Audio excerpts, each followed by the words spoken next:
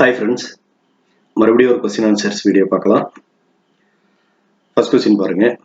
Which of the following value added services are available for speed post document? Speed postல document அனுப்புறோம் அப்படின்னு சொன்னாக்கா அதுக்கு என்னென்ன value added servicesலாம் நாம avail பண்ணிக்க முடியும் அப்படின்னு கேக்குறாங்க. Insurance, proof of delivery, pickup facility இதெல்லாம் ஆப்ஷன்ல இருக்கு. இது எல்லாத்தையுமே நாம avail பண்ணிக்க முடியும். டிஸ்கவுண்ட் அது இதெல்லாமும் இருக்கு. இது மூணுமே நாம avail பண்ணிக்க முடியும். அதனால இதுக்கான answer all of the above. அடுத்த क्वेश्चन பாருங்க. What is the prescribed business hours for counter services including booking and posting of items, premium collection of insurance premium? இதுக்கெல்லாம் வந்துட்டு business hoursல எவ்வளவு மணி நேரம் அப்படின்னு கேக்குறாங்க. இப்ப புதுசா மாத்தி இருக்கிறதுல பாத்தீங்க அப்படின்னு சொன்னாக்கா business hours வந்து எல்லாத்துக்குமே 6 மணி நேரம் கொடுக்கறான். என்கொயரிக்கு மட்டும் 8 மணி நேரம் அப்படிங்கிற மாதிரி கொடுக்கறான். ஆபீஸ் திறந்திருந்தாலே நம்ம என்கொயரிக்கு பதில் சொல்லி ஆகணும். மற்றதுக்கெல்லாம் 6 மணி நேரம். அடுத்த क्वेश्चन பாருங்க. What is the fee chargeable for recall or alteration in address or name of the addressee of an item? அட்ரஸியோட நேம் ஆல்டர் பண்ணணும் இல்ல மாத்தணும் அப்படின்னு சொன்னாக்கா அதுக்கான ஃபீ எவ்வளவு அப்படின்னு கேக்குறாங்க. இப்போ வந்துட்டு ஏதாவது ஒரு ரெஜிஸ்டருக்கு ஸ்பீடு இருக்கு அப்படின்னு சொன்னாலே அதுல நேம் ஆல்டர் பண்ண முடியும், ரீடைரக்ஷனும் கொடுக்க முடியும். இதுக்கான ஃபீஸ் பாத்தீங்க அப்படின்னாக்கா 6 ரூபா. அதுக்கு முன்ன இருந்த மாதிரி மணி ஆர்டர்ல நேம் சேஞ்ச் அப்படிங்கிறது பண்ண முடியாது. இப்போ அதுக்கு முன்னாடி வந்து செகண்ட் கமிஷன் கொடுத்து பண்ணலாம்னு இருந்தது. இப்போ வந்து மணி ஆர்டர்ல நேம பேயி நேம ஆல்டர் பண்றதுக்கான ஃபெசிலிட்டி கிடையாது. இதுல ஏதாவது ஒரு ஐட்டம் இருக்கு, ஸ்பீட் போஸ்ட் இருக்கு, ரெஜிஸ்டர் இருக்கு, பார்சல் இருக்கு அப்படின்னு சொன்னா அதுல ரீடைரக்ஷன் இல்ல நேம் ஆல்டர் பண்ணணும் அப்படின்னாக்கா 6 ரூபா ஃபீஸ் கட்டி பண்ணிக்கலாம். அடுத்த क्वेश्चन பாருங்க. What are all the items prohibited from being transmitted as printed papers and literature for blind? Blind literature-ஆவோ இல்ல printed paper-ஆவோ அனுப்புறதுக்கு prohibition இருக்கிறது எது அப்படிங்கிற மாதிரி கேக்குறாங்க. All of the above. இது எதையுமே அனுப்ப முடியாதுங்கறாங்க. என்னன்னு பாருங்க. Having postage stamps or form of prepayment whether cancelled or not. Paper மணின்னு எது இருந்தாலுமே அதை இந்த ரெண்டு ஐட்டத்துல அனுப்ப முடியாது. அது வந்து இன்சூரன்ஸ்ல அனுப்பலாம். Any paper representing a monetary value அதேதான் பேப்பர் மணி அதை அனுப்ப முடியாது. Having inscription or containing any item of correspondence. Blind லிட்டரேச்சராவோ பிரிண்டட் பேப்பராவோ அனுப்ப முடியாது. என்ன அப்படின்னு சொன்னாக்கா அது மேல வேற ஏதாவது இன்ஸ்கிரிப்ஷன் நம்ம எழுதி இருந்தோம் அப்படின்னு சொன்னாக்கா, அதாவது ஒரு பார்சல்னு எழுதிடுறோம் அதை இப்படி அனுப்ப முடியாது. வேற ஏதாவது லெட்டர்னு எழுதிடுறோம், ஸ்பீட்னு எழுதிடுறோம், அதை இந்த கேட்டகரியில அனுப்ப முடியாது அப்படிங்கிறாங்க. அடுத்த क्वेश्चन பாருங்க. The aggregate value of insured, COD, banking, money order that may be made over at one time to a single postman for delivery should not ordinarily exceed rupees. ஒரு போஸ்ட்மேன் இருக்காரு, டவுன் போஸ்ட்மேன், அவர்கிட்ட இது எல்லாமே கலந்து எத்தனை ரூபாய்க்கு கொடுக்கலாம் அப்படிங்கிற மாதிரி கேட்கறாங்க. இதுக்கான வேல்யூ பாத்தீங்க அப்படின்னாக்கா 40,000 வரைக்கும் கொடுக்கலாங்க ஒரு டவுன் போஸ்ட்மேனுக்கு. அதை தாண்டி கொடுக்கணும் அப்படின்னு சொன்னாக்கா டிவிஷன் ஹெட்டோட பர்மிஷன் இருக்கு, ஸ்பெஷல் பர்மிஷன் இருக்கு அப்படின்னு சொன்னாக்கா இது அப்படியே டபுள் ஆகும், 80,000 ரூபாய் வரைக்கும் கொடுக்கலாம். ஒரு ஜிடிஎஸ் மெயில் டெலிவரர் இருக்காரு அப்படின்னு சொன்னாக்கா அவருக்கு 15,000 வரைக்கும் கொடுக்கலாம். அதே மாதிரியே டிவிஷன் ஹெட்டோட பர்மிஷன் இருந்தது அப்படின்னு சொன்னாக்கா அவருக்கு 25,000 வரைக்கும் கொடுக்கலாம். இந்த லிமிட்டை ஞாபகம் வச்சுக்கோங்க. அடுத்த क्वेश्चन பாருங்க. Where an item is suspected to contain any explosive, dangerous, obnoxious, deleterious or filthy substance or anything likely to injure the males or officials, it shall be dash அப்படிங்கிறாங்க. இது மாதிரி வெடிக்கிற ஐட்டம் இல்ல வேற ஏதாவது டேஞ்சரான ஐட்டம் அழுகி போயிட்டு கூட இருக்க ஆர்டிகளை டேமேஜ் பண்ற மாதிரி ஏதாவது ஒரு ஐட்டம் இருந்தது அப்படின்னு சொன்னா அதை என்ன பண்ணணும் அப்படின்னு கேக்குறாங்க.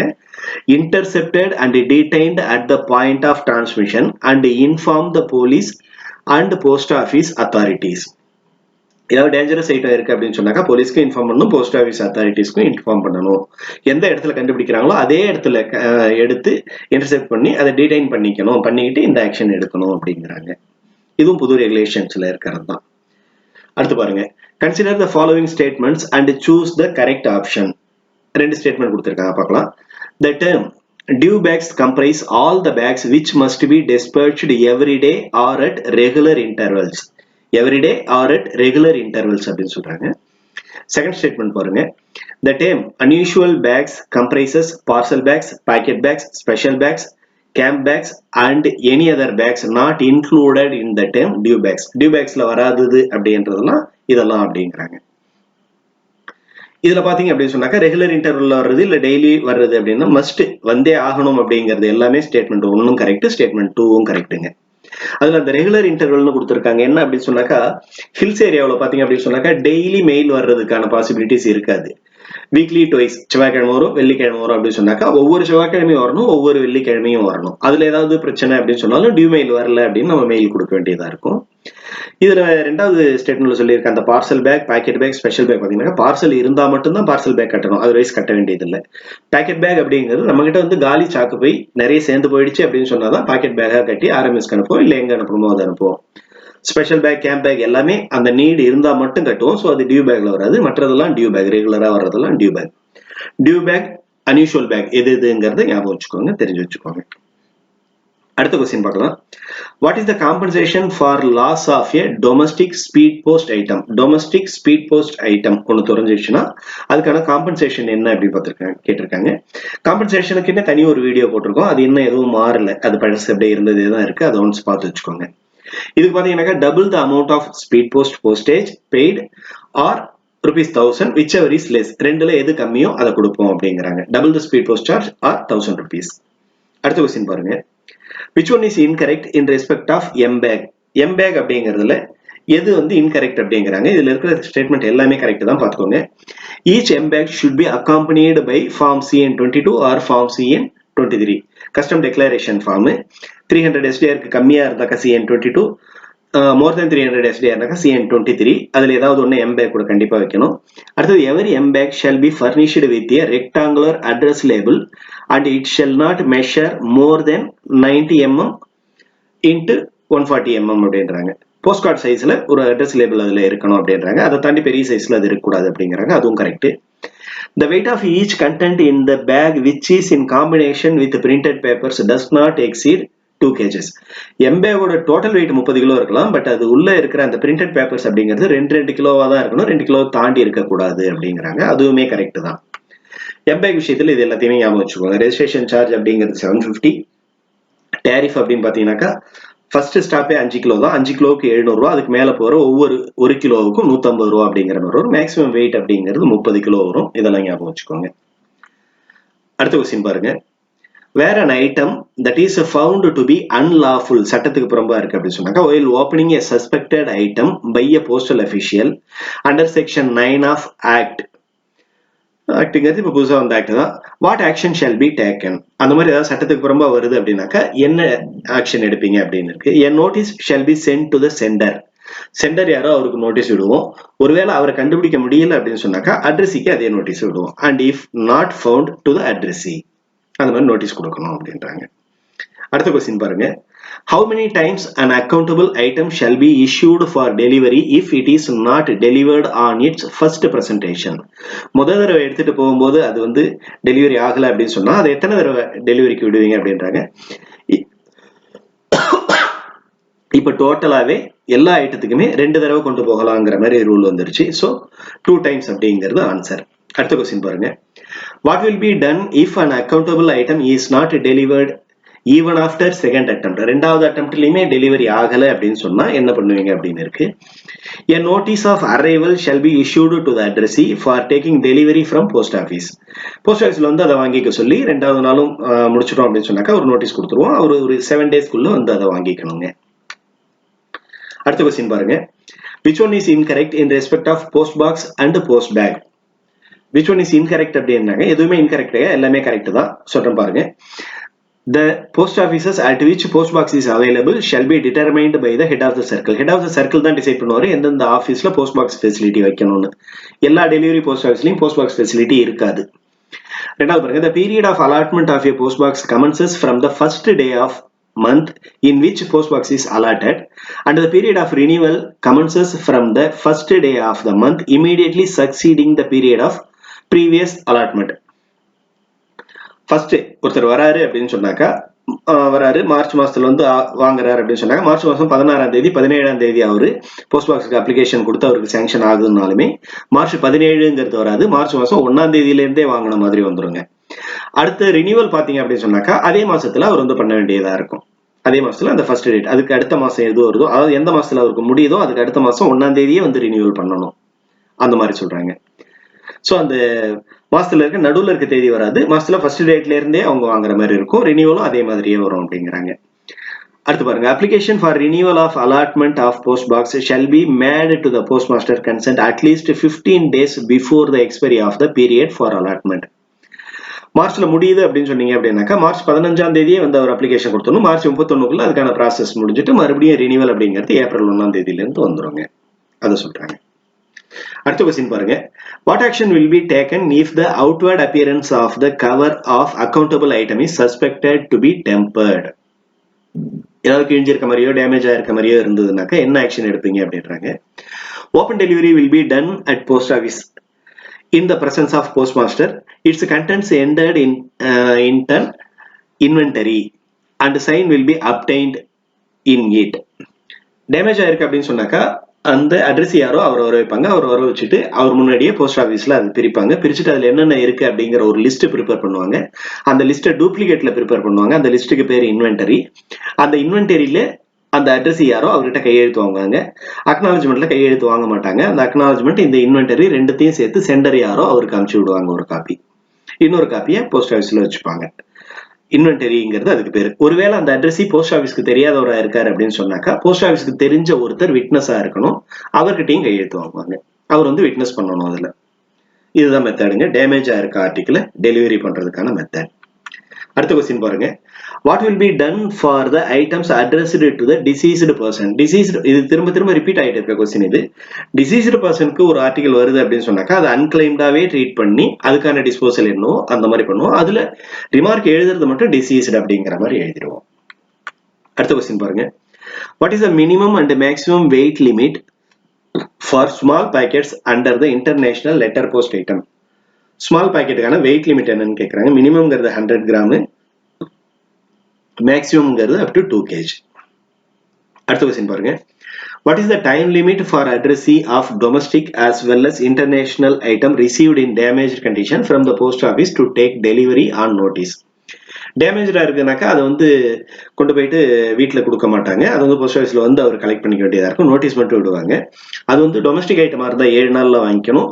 இன்டர்நேஷனல் ஐட்டமா இருந்தா 15 நாள்ல வந்து வாங்கிக்கணும். அடுத்த கொஸ்டின் பாருங்க, what will be the rent for post box and post bag combined if rented for whole financial year? Post box post bag ரெண்டும் கேட்கறாங்க அப்படின்னாக்கா அண்டு கேட்கறாங்களா ஆர் கேட்கறாங்களாங்கிறத பொறுத்து ஆன்சர் பண்ணணும். ரெண்டும் சேர்த்து எடுக்கிறாங்க ஒரு வருஷத்துக்குனாக்கா 250 ரூபாங்க. இதுல அந்த டேரிஃப் கொடுத்துருக்கேன் பாருங்க. தனியா ஏதாவது ஒன்னு எடுக்கிறாங்க அப்படின்னாக்கா 3 மாசத்துக்கு 50 ரூபா, இயருக்கு 150 வரும். ரெண்டு கம்பைண்டா எடுக்கிறாங்கன்னாக்கா 3 மாசத்துக்கு 80 ரூபா, வருஷத்துக்கு 250 ரூபாங்கிற மாதிரி வரும். ஞாபகம் வச்சுக்கோங்க. அடுத்த கொஸ்டின் பாருங்க, where is national philatelic museum located? Philatelic museum எங்க இருக்கு அப்படின்னு கேட்கறாங்க. இது நியூ டெல்லியில இருக்குங்க. அடுத்த கொஸ்டின் பாருங்க, what is the procedure to deliver the accountable items containing passport, PAN card and driving license? இதெல்லாம் இருந்தது அப்படின்னு சொன்னாக்கா அவரோட ஐடென்டிஃபிகேஷனை வெரிஃபை பண்ணிட்டு கொடுக்கணும். அதே அட்ரஸ்ல தான் இருக்கிறாங்களா அப்படிங்கிறது. ஏன்னா இது எல்லாமே அட்ரஸ் ப்ரூஃப். ஸோ அந்த அட்ரஸ்ல அவர் இருக்காருங்கிறத நம்ம என்ஷூர் பண்றோம். அடுத்த கொஸ்டின் பாருங்க, where is the head quarter of Asian Pacific Postal Union located? At present அது இருக்கிறது பேங்காக்ல இருக்குங்க. அப்போ பாத்தீங்க அப்படின்னு சொன்னா ஏசியன் பசிபிக் போஸ்டல் யூனியன் முதல்ல ஒரு 32 மெம்பர் கண்ட்ரிஸ் இருக்கு. அதுல 1961 ஆரம்பிச்சாங்க. ஆரம்பிக்கும் போது அதோட ஹெட் குவார்டருங்கிறது மணிலால இருக்குது. 40 இயர்ஸ் வரைக்கும் அங்கே தான் இருக்கு. அதன் பிறகு 2002ல அந்த ஹெட் குவார்டர் அப்படிங்கிறது மணிலாவில இருந்து பேங்காக்கு ஷிஃப்ட் ஆகுதுங்க. இப்போ வந்து இருக்கிறது பேங்காக்ல தான் இருக்கு. ஏசியன் பசிபிக் போஸ்டல் காலேஜ் அது இதுங்கிற மாதிரி அதுல இருக்கு. அதுல அட் பிரசன்ட் செக்ரட்டரி ஜெனரலா இருக்கவர் வினய் பிரகாஷ் சிங் அப்படிங்கிறவர் இருக்காரு. ஜனவரி 2023ல இருந்து இருக்காரு. இந்த விபி சிங் அப்படிங்கிறவர் ஆல்ரெடி போஸ்டல் சர்வீஸ் போர்டோட மெம்பரா இருந்தவருங்க. பர்சனலுக்கு மெம்பரா இருந்தவர். அடுத்த கொஸ்டின் பாருங்க, what is the fee for address alteration when the original and the substitute address are within the delivery area of the same post office? அதே போஸ்ட் ஆஃபீஸ்க்குள்ளே இருக்கு அப்படின்னு சொன்னாக்கா அந்த 6 ரூபா ஃபீஸ் சொல்லி இருந்தேனே அது கிடையாது. ஃப்ரீ ஆஃப் காஸ்ட் அந்த ரீடைரக்ஷன் நம்ம பண்ணிக்கலாம். அடுத்த கொஸ்டின் பாருங்க, what is the registration charge for எம்பேக் in international item? இதுக்கான ரெஜிஸ்ட்ரேஷன் சார்ஜுங்கிறது 750ங்க. ஆல்ரெடி நம்ம பார்த்துருக்கோம். அடுத்த கொஸ்டின் பாருங்க, in which office the postage due to be charged for an item received by foreign post? foreign post due இருக்கு, postage due இருக்குன்னா அதை யார் போடுவாங்கன்னு கேட்கறாங்க. only by the foreign post office through which it passes. எந்த foreign post office வழியா வருதோ அந்த ஃபாரின் போஸ்ட் ஆஃபீஸ்ல அது போட்டுருவாங்க. அடுத்து, what will be the procedure for disposal of any unclaimed and refused domestic items if the sender cannot be located? Addressee locate பண்றதுக்கு பாக்குறோம், அவர் முடியல இல்ல ரெஃப்யூஸ் பண்றாரு அப்படின்னு சொன்னாக்கா அது திரும்ப சென்டருக்கு திருப்பணும். சென்டரையும் லொகேட் பண்ண முடியல அப்படின்னு சொன்னாக்கா send to RLO for further disposal. Further டிஸ்போசலுக்காக வேண்டி அது RLOவுக்கு அனுப்பிச்சு விட்டுருவோம். அடுத்த கொஸ்டின் பாருங்க. For book now pay later scheme, on what basis will the bill be prepared? பில்ல வந்து எந்த பேசிஸ்ல ப்ரிப்பேர் பண்ணுவாங்க? மந்த்லி பேசிஸ்ல ப்ரிப்பேர் பண்ணுவோம். மந்த்லி அப்படிங்கிறது கேலண்டர் மந்த்துங்க. BNPL பாத்தீங்க அப்படின்னு சொன்னாக்கா பல்க் கஸ்டமருக்கு இந்த ஃபெசிலிட்டியை அவைல் பண்ணிக்கலாங்க. பல்க் கஸ்டமர் அப்படிங்கறத எப்படி நம்ம நிர்ணயம் பண்றோம் அப்படின்னு சொன்னாக்கா, ஒரு கேலண்டர் மந்த்ல 10,000 ரூபாய்க்கு ஒரே ஆபீஸ்ல அவர் வந்து ஸ்பீட் போஸ்ட் பிசினஸ் கொடுக்குறாரு அப்படின்னு சொன்னா அவரை நம்ம பல்க் கஸ்டமர் அப்படின்னு சொல்றோம். இதுக்கான சாங்ஷன் அத்தாரிட்டி யார் அப்படின்னு கேட்டாக்கா, ஒரு டிவிஷனுக்குள்ள இருக்கு அப்படின்னு சொன்னாக்கா அவர் கிரெடிட் கொடுத்து பண்ணிக்கிறாரு அப்படின்னு சொன்னாக்கா அதுக்கான அத்தாரிட்டிங்கிறவங்க டிவிஷன் ஹெட். மல்டிபிள் லொகேஷன் எடுத்துக்கிறாங்க, ஒரு ரீஜனுக்குள்ளே ஒரு 2-3 ஆஃபீஸ் அப்படின்னு சொன்னாக்கா ரீஜன் ஹெட். சர்க்கிளுக்குள்ளே ஒரு 2-3 ஆஃபீஸ் எடுக்கிறாங்க அப்படின்னு சொன்னாக்கா சர்க்கிள் ஹெட். சர்க்கிளை தாண்டி எடுத்தாங்க அப்படின்னாக்கா அது வந்து நேஷனல் பில்டிங் ஃபெசிலிட்டிங்கிற மாதிரி வந்துடும். ஸோ டிவிஷன் ஹெட்டுங்கிறவரே போதும். ஒருவேளை GPO அந்த மாதிரியான போஸ்ட் ஆஃபீஸ்ல ஃபர்ஸ்ட் கிளாஸ் போஸ்ட் ஆஃபீஸ்ல அப்படின்னு சொன்னாக்கா அங்க இருக்க போஸ்ட் மாஸ்டர் டைரக்டர் ரேங்க்ல இருந்தாலும் சரி இல்ல டைம் ஸ்கேல் சீஃப் போஸ்ட் மாஸ்டரா இருந்தாலும் சரி அவரே வந்து அதுக்கான சாங்ஷனை கொடுத்துடலாம். அதுக்கான அப்ரூவலை வாங்கிட்டாங்க அப்படின்னு சொன்னாக்கா அவங்க வந்து நமக்கு முன்னாடி பேங்க் கேரண்டி அது எல்லாத்தையுமே தந்துடணும். பேங்க் கேரண்டியை தந்துட்டு ஃபர்ஸ்ட் வாங்குற லைசன்ஸ் அப்படிங்கிறது 1 வருஷத்துக்கு செல்லும். அதுக்கு வருஷம் ரினியூவல் பண்ணணும். ரினியூவல் அப்படிங்கிறதுமே அந்த சாங்ஷன் அத்தாரிட்டி யாரோ அவங்களே பண்ணிடுவாங்க. இந்த ஒரு மாசத்துக்கு 10,000 ரூபாய் அப்படிங்கிற லிமிட்டை ஏதாவது லூஸ் பண்ணணும் அப்படின்னு சொன்னாக்கா அதை ரீஜனல் ஹெட்டுங்கிறவர் பண்ணலாம். அப்படி வாங்கிட்டாங்க அப்படின்னு சொன்னாக்கா உங்களுக்கான பில்லு பாத்தீங்க அப்படின்னு சொன்னாக்கா ஜனவரி ஃபுல்லா அவங்க புக் பண்றதுக்கான பில்ல பிப்ரவரி 7ஆம் தேதி மாதிரி நம்ம ரெடி பண்ணி கொடுப்போம். எந்த மாசத்துல பில்ல ரெடி பண்ணி கொடுக்குறோமோ அதே மாசத்தோட கடைசி தேதிக்கு முன்னாடி அவங்க கட்டிடணும். ஒருவேளை அப்படி கட்டாம விட்டுறாங்க அப்படின்னு சொன்னாக்கா அதுக்கான பெனால்ட்டிங்கிறது 12%. அது எந்த டேட்ல நம்ம பில்ல ரைஸ் பண்றோமோ அந்த டேட்ல இருந்து எஃபெக்ட் ஆகுங்க. ஒருவேளை இவங்க வந்துட்டு இந்த மாதிரி கடன்லாம் வாங்கல அப்பப்போ புக் பண்ணும்போதே நம்ம பணம் தந்துடுறேன் இல்ல அட்வான்ஸ் பேமெண்ட் கொடுத்துட்றேன் அப்படின்னு சொன்னாங்கன்னா அவங்களுக்கு வந்து டிஸ்கவுண்ட்டுமே எலிஜிபிள் தான். அந்த டிஸ்கவுண்ட் அப்படிங்கிறதுக்கு என்ன பண்ணணும் அப்படின்னு சொன்னாக்கா கிட்டத்தட்ட 50,000 ரூபாய்க்கான பிசினஸ் கொடுக்கணும் ஒரே மாசத்துல. இவ்வளவுதான் BNPL பத்தி ஞாபகம் வச்சுக்கோங்க. அடுத்த கொஸ்டின் பாருங்க. An item shall ordinarily be kept in deposit in the post office for a period of dash after all enquiries to find the addressee have proved unsuccessful. எந்த விதத்திலயுமே ஒரு அட்ரஸை நம்மளால கண்டுபிடிக்க முடியல அப்படின்னாக்கா அந்த ஆர்டிகிள எத்தனை நாள் வரைக்கும் மேக்ஸிமம் வச்சிருப்போம் போஸ்ட் ஆஃபீஸ்ல? 7 நாள் தாங்க. அடுத்த கொஸ்டின் பாருங்க. Which of the following is incorrect in respect of speed post parcel? Speed post parcel விஷயத்துல எது incorrect அப்படின்னு கேக்குறாங்க. எல்லாமே கரெக்ட் தான். none of the above அப்படின்றோம். Inscription speed post parcel is must to identify it for value addition. Ordinary பார்சலா speed post பார்சலான்னு identify பண்ணணும். அதனால ஸ்பீட் போஸ்ட் பார்சல் அது மேல எழுத வேண்டியது அவசியம். அப்பதான் அது பை ஏர் போகும், ஏர் ஃபெசிலிட்டி உண்டுங்கிறதுனால. அடுத்தது, every speed post parcel shall be transmitted by air தான் போகும். Speed post parcel may be transmitted by surface routes where it is determined to be faster than transmission by air.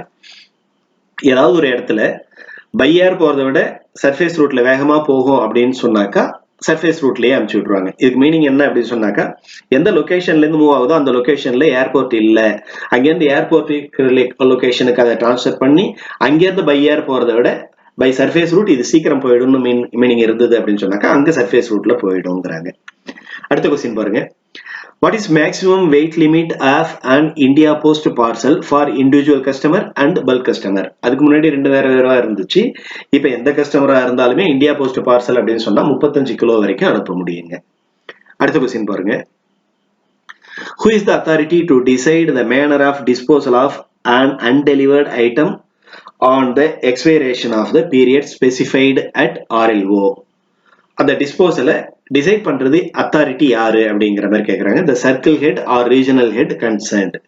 இந்த regional ஹெட்டோ circle ஹெட்டோ தான் அதை decide பண்ண முடியும் டிஸ்போசலுக்கான expiration எத்தனை நாள் கழிச்சு அப்படிங்கறது. அடுத்த கொஸ்டின் பாருங்க. Which one is incorrect in respect of returned letter office? Incorrect எது அப்படின்னு கேட்கறாங்க. இதுதான் incorrect. Returned letter office deals with foreign items கிடையாது. மற்றதெல்லாம் பாருங்க. Return letter office means an office that deals with unclaimed refused items or items without address or with undecipherable or incomplete address. Address தெளிவா இல்லாது delivery பண்ண முடியாம எல்லாம் refuse பண்ணது, இந்த மாதிரியான ஐட்டங்களை டீல் பண்றது தான் RLO அப்படிங்கிறாங்க. Undelivered items detained in RLO for the period of 15 days if they are unaccountable and 30 days if they are accountable. அன்ரெஜிஸ்டர்டா இருந்தாக்கா 15 நாள்ல டிஸ்போஸ் பண்ணிடுவாங்க. ரெஜிஸ்டர் அந்த மாதிரியான ஐட்டமா இருந்தாக்கா 30 நாள் வச்சிருப்பாங்க. Return letter office is situated at the circle head quarter of each circle. Circle head குவார்டர்ல அது RLOங்கிறது இருக்கும் அப்படிங்கிறாங்க. அடுத்த கொஸ்டின் பாருங்க. Who is authorized to make an official mark on the article having any postage or other sum is due to the post office? Post office due இருக்கு அப்படின்னு சொன்னாக்கா அதுல யார் எழுதலாம் அப்படின்னு கேட்கறாங்க. இவங்க எல்லாருமே எழுதலாம். யார் யாரு? Postmaster of the office, concerned official who have been assigned with delivery of the items, அதை டெலிவரி பண்றதுக்காக யாரை நாம நிர்ணயம் பண்ணியிருக்கோமோ அவங்க எழுதலாம். Postman of the authorised delivery person, அதை டெலிவரி பண்றதுக்கு யார் இருக்காங்களோ அவங்க, யார் கண்டுபிடிக்கிறாங்களோ அவங்க எழுதலாம் அப்படின்றாங்க. அடுத்த கொஸ்டின் பாருங்க. What will be the disposal procedure for an outward international item if the postage is not prepaid or insufficiently paid? ஒரு ஆர்டினரி லெட்டர் ஃபாரின் போக வேண்டியது, கம்மியா ஸ்டாம்ப் ஒட்டி போட்டாரு அப்படின்னு சொன்னா அதை என்ன பண்ணுவீங்க கேட்கறாங்க. It will be returned to the sender without any charge. அதுக்கு அவர்கிட்ட டியூலாம் வாங்க மாட்டோம், அதை ரிட்டர்ன் டு சென்டருங்கிற மாதிரி யார் அனுப்புனாங்களோ அவங்களுக்கு கொடுத்துருவோம். போக வேண்டிய இடம் போல ரிட்டர்ன் போகுது. அடுத்த கொஸ்டின் பாருங்க. The portfolio will always remain in the personal custody of the dash who will be responsible for its safety. Portfolio யார்கிட்ட இருக்கணும்? போர்ட்ஃபோலியோங்கிறது ஒரு பொட்டி. ஒரு போர்ட்ஃபோலியோ ஒரு சாக்கு பையில சில ஐட்டமும் இருந்தது அப்படின்னு சொன்னாக்கா ஒரு செக்ஷன்ல இருக்க எல்லா வேலையும் முடிக்கிறதுக்கு முடியும் அப்படின்னு சொல்லியிருந்தேன். போர்ட்ஃபோலியோல தான் அவங்க ஒர்க்குக்கு தேவையான எல்லா ஐட்டமும் இருக்குன்னு சொல்லியிருந்தேன். அது யாரோட கஸ்டடியில இருக்கும் அப்படின்னு கேட்டிருக்காங்க. Head sorting assistant or mail guard. Head sorting assistant or mail guard யாரோ அவங்க கிட்ட இருக்கும் அப்படிங்கிறாங்க. அடுத்த கொஸ்டின் பாருங்க. What is the maximum compensation payable by the department of post for the loss or damage of an insured item during transmission? during transmission ஒரு insured item தொலைஞ்சு போச்சுனாக்கா அதுக்கான காம்பன்சேஷன் எவ்வளவு கொடுக்கும் அப்படின்னு கேட்டிருக்காங்க. the exact insured amount or the value of the item whichever is less, இதுதான் கொடுப்போம் அப்படிங்கிறாங்க. அடுத்த கொஸ்டின் பாருங்க. இன்சூர்ட் எவ்வளவு பண்ணியிருக்கோமோ அந்த அமௌண்ட்டை கொடுப்போம். அதுதான் இன்சூர்ட் எவ்வளவு அமௌண்ட் பண்ணணும் அப்படின்னாக்கா ஆக்சுவல் வேல்யூ என்னோ அதுக்கு தான் இன்சூர் பண்ணணும்னு இருக்கு ரூல். அடுத்த கொஸ்டின் பாருங்க. What is the time limit to make a complaint for non-receipt of a domestic insured item? வந்து சேரல அப்படின்ற மாதிரி ஒரு இன்சூர்ட் ஐட்டத்துக்கு கம்ப்ளைண்ட் கொடுக்கறதுக்கான பீரியட் என்ன அப்படின்னு கேட்கறாங்க. After 15 days and within 60 days of booking. Book பண்ண 15 நாளைக்குள்ள வரணும். 15 நாள் வரைக்கும் வெயிட் பண்ணிட்டு வரல அப்படின்னு சொன்னாக்கா கம்ப்ளைண்ட் கொடுக்கலாம். 60 நாளைக்குள்ள கொடுத்துடணும் கம்ப்ளைண்ட் அப்படிங்கிறாங்க. அடுத்தது. In the Mahila Samman Savings Certificate account, what percentage of withdrawals of eligible balance can be taken after 1 year from the date of opening of account? Account open பண்ணதுலேருந்து ஒரு வருஷம் கழிஞ்ச பிறகு எவ்வளவு எலிஜிபிள் அமௌண்ட் நாம அதுல இருந்து விட்ராயலா எடுத்துக்கலாம் அப்படின்னு கேட்டிருக்காங்க. இதுக்கான ஆன்சர் பாத்தீங்கன்னாக்கா 40%. அட் பிரசன்ட் இந்த MSSC அக்கௌண்ட் அப்படிங்கிறது ஓபன் பண்ண முடியாது. பட் ஆல்ரெடி ஓபன் பண்ணது இன்னமும் போயிட்டு தான் இருக்குங்க. அடுத்த கொஸ்டின் பாருங்க. What is the time limit to make a complaint for a domestic insured item received in damaged condition? இதுல என்னன்னாக்கா இன்சூர்ட் ஐட்டத்தை ரிசீவ் பண்ணிட்டாங்க, பட் அது டேமேஜ் கண்டிஷனா இருக்கு. இப்போ வந்து எத்தனை நாளைக்குள்ள கம்ப்ளைண்ட் பண்ணணும் அப்படின்னு கேட்கறேன். Within 2 days of receipt of the item. Item கிடைச்சா 2 நாளைக்குள்ள நாம கம்ப்ளைண்ட்டை ஃபைல் பண்ணிடணும். அடுத்த கொஸ்டின் பாருங்க. Who can refuse or cancel license regarding franking machine without assigning any reason? எந்த காரணமே இல்லாம ஒரு franking machine கேன்சல் பண்ணணும் அப்படின்னு சொன்னாக்கா அது வந்து யாரால முடியும் அப்படின்னு கேட்கறாங்க. Superintendent of post offices. Licence கொடுக்கறவரும் அவர் தான், ரினியூ பண்றதும் அவர் தான், கேன்சல் பண்றதும் அவர் தாங்க. அடுத்த question. Who is the competent authority to permit officials of the mail office to enter the mail van of a section to help in loading and unloading of mails where considered necessary? ஜெனரலா பாத்தீங்க அப்படின்னாக்கா அந்த mail வேனுக்குள்ள அந்த mail, அதாவது எந்த mail ஆஃபீஸ்ல வந்து மெயில இறக்குது இல்லை ஏத்துதோ அந்த ஆஃபீஸை சேர்ந்தவங்க ஏறக்கூடாது, போகக்கூடாது. மெயில் வேனா இருந்தாலும் சரி, இல்ல ட்ரெயின்ல வர்ற அந்த மெயில் செக்ஷனா இருந்தாலும் சரி. பாசிபிள் அப்படின்னு சொன்னாக்கா விண்டோ வழியாவே மெயில கொடுக்கணும், விண்டோ வழியாவே மெயில வாங்கணுங்கிறது ரூல் இருக்கு. எங்கேயாவது மெயிலோட வால்யூம் அதிகமா இருக்கு அப்படின்னு கன்சிடர் பண்ணாங்க அப்படின்னு சொன்னா அந்த இடத்துல மட்டும் அவங்களுக்கு ஹெல்ப் பண்றதுக்காக வேண்டி உள்ள போகலாம், இறக்கலாங்கிற மாதிரி இருக்கு. அந்த பர்மிஷனை யார் கொடுக்கலாம் அப்படின்னு கேட்டாக்கா போஸ்ட் மாஸ்டர் ஜெனரல் கொடுக்கலாம், ரீஜனல் ஹெட் கொடுக்கலாம். அடுத்த கொஸ்டின் பாருங்க. Which one is not permitted inside a book post? Book போஸ்டுக்குள்ள எது வைக்க கூடாது அப்படிங்கிறாங்க. பேப்பர் மணிங்க. ஸ்டாம்ப்டு அண்ட் அட்ரஸ்டு என்வலப் வைக்கலாம், பிரிண்டட் மேப் வைக்கலாம், டிராயிங்ஸ் வைக்கலாம். பேப்பர் மணிங்கிறது இதெல்லாம் எது கூடவும் வைக்கக்கூடாது. What is the maximum period after which an item may be treated as lost in the absence of final delivery status for the purpose of payment of compensation? Compensation கொடுக்கணும் அப்படின்னு சொன்னாக்க கடைசியா அது டெலிவரி ஆச்சா இல்லை எங்க போச்சுங்கிற ஸ்டேட்டஸ் தெரியல அப்படின்னு சொன்னா அது காணாம போயிடுச்சுங்கிற முடிவை எப்ப எடுப்பாங்க அப்படின்னு சொன்னா 60 days from the date of booking or 30 days from the date of complaint, whichever is later. ரெண்டுல எதுவோ அதை வச்சு எடுத்துருவாங்க அப்படிங்கிறாங்க. அடுத்து consider the following statements and choose the correct option. எதை பத்தி சொல்றாங்க பாருங்க. The general maximum weight for international speed post is up to 35 kg. Speed post international speed post இருந்தாலுமே 35 kg தான், அது ஒன்றும் பிரச்சனை இல்லை. அடுத்து maximum weight for international tracked packet services up to 2 kg. ஐடிபிஎஸ்க்கு 2 கிலோ. ஸோ இது ரெண்டுமே கரெக்ட் தான். Both the statements are correct. அடுத்த கொஸ்டின் பாருங்க. Which one is incorrect in respect of prime minister Jeevan Jyoti Bima Yojana? பிஎம்ஜேஜேபிஒய்க்கு எது கரெக்ட் அப்படிங்கிறாங்க. அந்த ஜன் சுரக்ஷா ஸ்கீம் அப்படின்னு சொல்லுவாங்க. PMSBY, PMJJBY, APY. இதுல இருந்து ஒரு கொஸ்டின் வர்றதுக்கு வாய்ப்பு இருக்கு. மினிமம் ஒரு கொஸ்டின் வந்துடும். ஸோ இது மூணுத்தையும் நல்லா படிச்சு வச்சுக்கோங்க. அதுக்குமே தனி வீடியோஸ் போட்டிருக்கோம் நாம. இதுல பாத்தீங்கன்னா premium payable is ₹436 per annum. ஒரு வருஷத்துக்கு 436 ரூபா. அது correct. ₹2 lakh will be paid to the nominee in case of death due to any reason. எந்த காரணத்துக்காக இறந்தாலுமே 2 லட்சம் கொடுப்போம். இதுவும் கரெக்ட் தான். அடுத்தது பாருங்க. ₹1 lakh will be paid for the partial disability. Partial டிசேபிலிட்டிக்கு 1 லட்சம் ரூபா கொடுப்போம்னு இருக்கு. இது இதுல கிடையாதுங்க. ஆக்சிடென்டால பார்ஷியல் டிசேபிலிட்டி ஆச்சுன்னா பிஎம்எஸ்பிஒய்ல அதுலயுமே 2 கை 2 கால் 2 கண்ணு இதுல ஏதாவது 2 ஐட்டம் போச்சு அப்படின்னு சொன்னாக்கா 1 லட்சம் ரூபா கொடுப்போம்னு இருக்கு. ஸோ இதுதான் ராங். அடுத்த கொஸ்டின் பாருங்க. The compensation against a claim to the sender of the item so declared as lost should be paid within a period of. ஒரு ஐட்டத்தை ஃபைன் பண்ண முடியல, அது லாஸ்ட் தான் அப்படிங்கிற முடிவுக்கு வந்துட்டாங்க அப்படின்னு சொன்னாக்கா கிளைம் அவருக்கு கொடுத்தே ஆகணும்னு முடிவு ஆயிடுச்சுன்னா அடுத்த 10 டேஸ்க்குள்ள அவருக்கான கிளைமை செட்டில் பண்ணிடணும், கொடுத்துருவானுங்க. அது தொலைஞ்சு போச்சுன்னு முடிவுக்கு வந்தாக்கா. ஓகே, அடுத்த கொஸ்டின் பாருங்க. What does S42 refers to? S42ங்கிறது என்ன அப்படின்னு கேட்குறாங்க. An addressing standard specified by the Universal Postal Union. இந்தியாவை தாண்டி வெளியில அனுப்பணும்னு ஒன்று இருந்ததுன்னா அதுக்கு அட்ரஸ் இந்த விதமா தான் எழுதணும்னு ஒரு ஸ்டாண்டர்ட் வச்சிருக்காங்களே, அதுக்கு பேர் தான் S42 அப்படிங்கிறது. அடுத்த கொஸ்டின் பாருங்க. No compensation will be paid for registered international tracked packet service and parcels if the sender failed to make complaint within dash month. 6 மாசத்துக்குள்ள கம்ப்ளைண்ட் ரெஜிஸ்டர் பண்ணல அப்படின்னு சொன்னாக்கா அவங்களுக்கு காம்பன்சேஷன் கொடுக்க வேண்டிய அவசியம் கிடையாது. அடுத்த கொஸ்டின் பாருங்க. Complaint in respect of international items should be made within dash of receipt of the item in case of damaged or partial loss. Damage இல்ல பார்ஷியல் லாஸ் ஆயிருக்கு அப்படின்னு சொன்னா அது இன்டர்நேஷனல் ஐட்டமா இருந்தாக்கா வித்தின் 24 hours நம்ம கம்ப்ளைண்ட் ஃபைல் பண்ணி ஆகணும். ஃபாரின் ஆர்டிகிளா இருந்தது அப்படின்னாக்கா. அடுத்த கொஸ்டின் பாருங்க. What is the time period within which a complaint must be made for express mail service? Speed ஐட்டமா இருந்தாக்கா அதுல 6 மாசம் சொன்னோம் இல்லைங்களா, இதுல எத்தனை மாசத்துக்குள்ள பண்ணணும் அப்படின்னு இருக்கு. இதுல 4 மாசத்துக்குள்ள பண்ணணுங்க. அடுத்த கொஸ்டின் பாருங்க. If an error on the part of post office leads to an enquiry about the disposal of a letter or parcel, what additional refund will be paid to the sender? Post office தரப்புல தான் ஏதாவது பிரச்சனை, ஏதாவது தப்பு நடந்திருக்கு அப்படின்னு சொன்னாக்கா அவங்களுக்கு ரீஃபண்ட் பண்ணும்போது எந்த ஃபீயை சேர்த்து கொடுப்போம் அப்படின்னது அந்த என்கொயரி ஃபீ அப்படிங்கிற ஒன்று கட்டியிருப்பாங்க, அதையும் நம்ம சேர்த்து திரும்ப கொடுத்துருவாங்க. அடுத்த கொஸ்டின் பாருங்க. What is the period within which compensation must be settled from the date of complaint or receipt of the claim application? Application வந்ததுல இருந்து எத்தனை நாளைக்குள்ள கொடுக்கணும் இருக்கு. 30 நாளைக்குள்ள அது கொடுத்துருவாங்க. அடுத்த கொஸ்டின் பாருங்க.